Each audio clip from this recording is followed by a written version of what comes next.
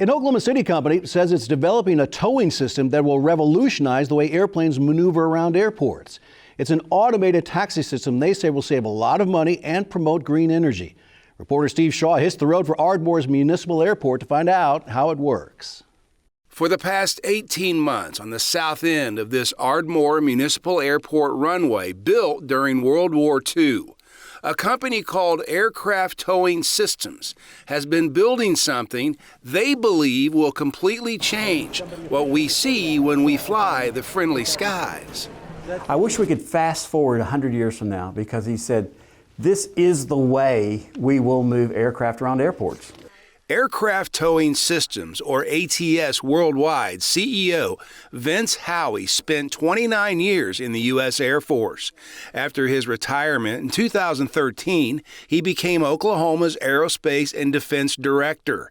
A few years later, Vince ran across a wealthy businessman from Poland, Stan Maliki. Maliki had patented an underground channel pathway. Using an electric-powered dolly system, it automatically transports aircraft at airports where they need to go. If you think about what we're doing, we're just automating a totally manual system. When an airplane comes in and lands at an airport, it's typically passed off between 4 different people before it ever makes to the gate. And about 80% of the time, it is actually just driving autonomously by the pilot. What our system does is puts it into an automated system that optimizes where to move those aircraft and what gate to put it in with input from the airlines, and totally automates this manual system that we have right now. 5 years ago, ATS Worldwide hired 5 Oklahoma State PhDs in various engineering fields to bear down exactly how to design it. Think of this kind of like pulling into an automated car wash. Similar, and I've heard it compared to a car wash or the catapult off of an aircraft carrier. But it actually is, because one of the options that we're coming up with is a loop that would pull an aircraft through de-icing, so very similar to a car wash.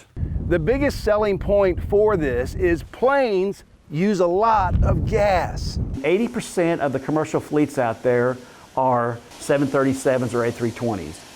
Those aircraft burn on the average about 9 gallons of fuel per minute during taxi. The average taxi time in the United States at major airports is 16 to 27 minutes.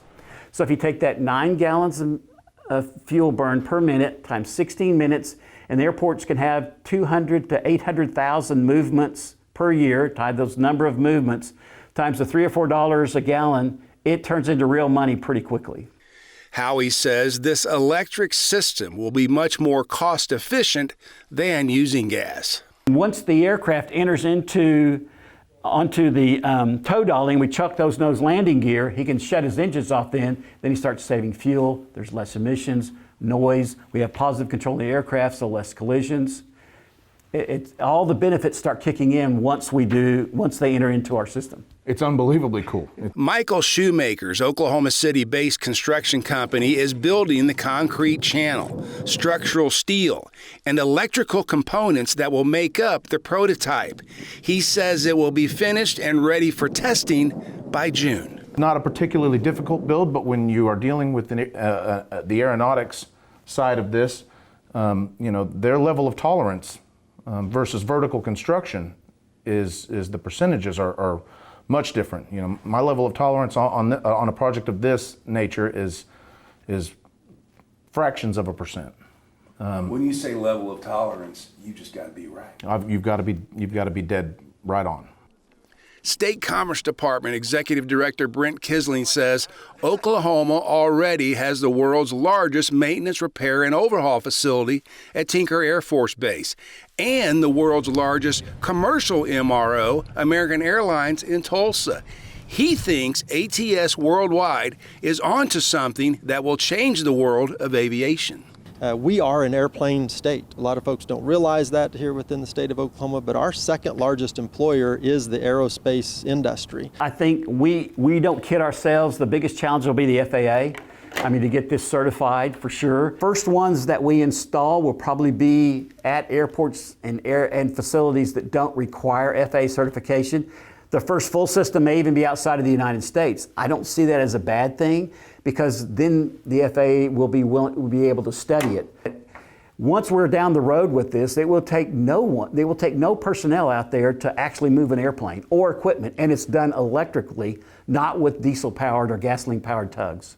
How many times in your lifetime do you get to be involved in something where you can actually change the world? I mean, and we're going to change the world like one airport at a time. Steve Shaw, the Oklahoma News Report. And Vince Howey telling Steve that while the pandemic set them back several months, it also gave the OSU engineers more time to refine how the system is going to work.